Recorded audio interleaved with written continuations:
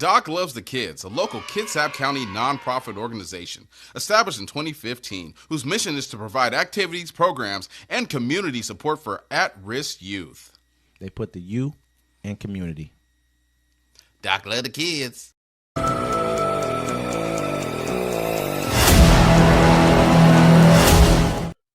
Welcome to Uncommon Courtesy, where we give you the courtesy of conversation that's uncommonly spoke of. I'm D-Mac. I'm Wesley. And this is the show.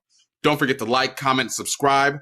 Don't forget to catch us every Friday, 7 p.m. on the Friday Fix, and every Sunday at 1 p.m. Pacific time on the Sunday Town Hall. Well, Wes, it doesn't look like we have to get any of those bad water fountains yet. Why is that? I guess we're going back, folks. Sounds like we're it. Going back. So Trump administration removes long-standing ban on segregated facilities. In a move that's raising major eyebrows across the nation, the Trump administration just pulled a historic shift. The long-standing ban on segregated facilities and federal contracting rules have officially been removed. According to a General Service Administration memo dropped last month, the federal government will no longer explicitly require federal contractors to maintain integrated spaces like restaurants, waiting areas, and even drinking fountains. Yeah, you heard that right. The change is in part of a large update tied to Trump's executive order targeting diversity, equity, and inclusion policies, effectively rolling back protection that traces all the way back to the President Lyndon B Johnson's 1965 executive order.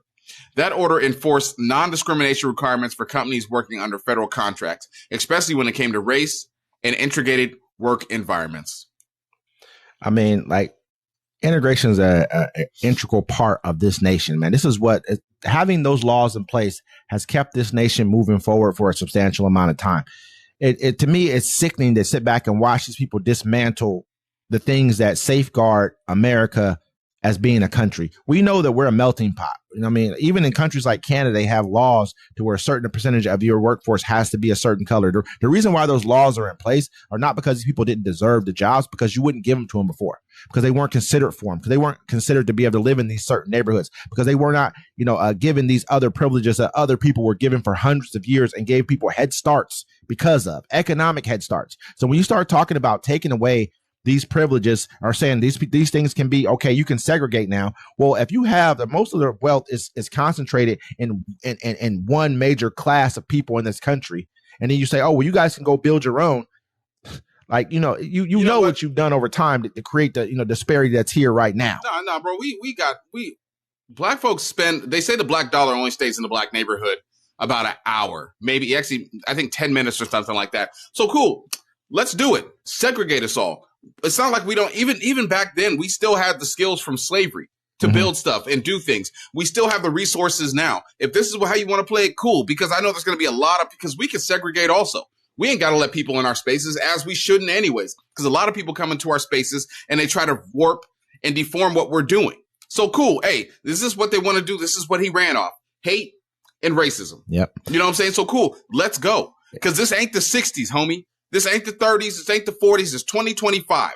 You know what I'm saying? We don't need them. Cool. What are you going to do? Just watch what we're doing and then copy it? It's still not going to be cool. Look what happened on TikTok.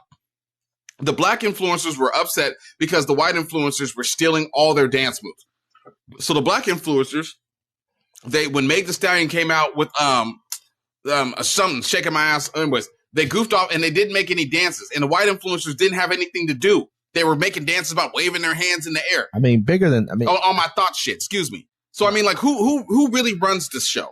You know what I'm saying? You may have the money, you may have the power, but we have our own money. We can take care of ourselves. Now, I understand that. And I mean, those are valid points. But the bigger point is this country. This is how I'm looking at it. I'm looking at it from a perspective of the direction of this nation. We're invested in this country. People have 401ks, they have homes, they own property in this nation.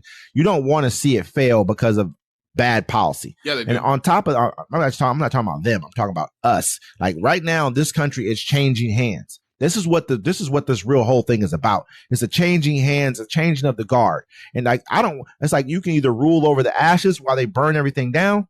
You know what I mean? Or we can actually have something to actually rule over that's still here. Yeah, they'd rather burn it down on their way out the door, knowing that, you guys are pretty much, it's a done deal. You look across the world, it's a done deal. Europe, it's a done deal. You know what I mean? Here in the United States, it's a done deal. Your last little rest havens you have are like Australia. I mean, even that is being, There's a lot of integrating going on as well there too. And so it's just sickening to watch and know that this is the way our country rather go out this way than go out the right way. No, because this way will make them feel more prouder at the end of it. But also you have to realize this: there's a lot of people out there, that have biracial kids, have biracial relationships, and they voted for Donald Trump. So how you gonna feel when you try to go into a Red Robin or something like that, or a Target, and they only one of y'all can go in? How you gonna feel when you try to take your kid to a restaurant? They be like, "Yeah, ma'am, you can come in, but that little thing can't." You know what I'm saying? You voted for this, and so you can't be like, "Oh, well, I just voted for this one thing." No, you voted for all of it. So you need to own it. You need to hold it and be like, "Yes, this is what I wanted." They were good with it from the very beginning. I wanted you to erase Black history out of everything. And I want to make it so the niggers can't come around us. You wanted your country back. This is what you called for, but it was never really yours to begin with. This was the whole thing about it. It was never really yours. It was built off the backs of slaves, stolen from Native Americans. You know what I mean? At the end of the day, they took it. That's the whole thing. I mean, we can always look back. Oh, they took it. That's what it is. And so I'm not mad about it. If you want your piece, you're gonna have to take it too, and that's just what it is. You know what I'm saying? But it's not back then where these laws where you could just chase us down the street and hang us and have picnics. You know what I'm saying? Like, we got guns too. We can hold ourselves down. We just choose not to because we have the option not to.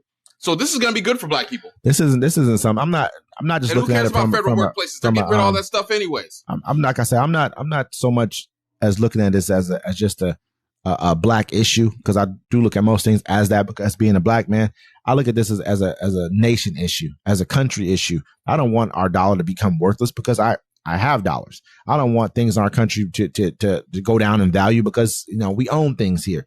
So I don't want the negativity to happen, not because of not just for the simple fact of like, oh, well, I think we need you. No, I understand we need each other. This isn't about us versus you. And it is essentially, but it's not, because in reality, it's a circle and we're all encompassed within that circle.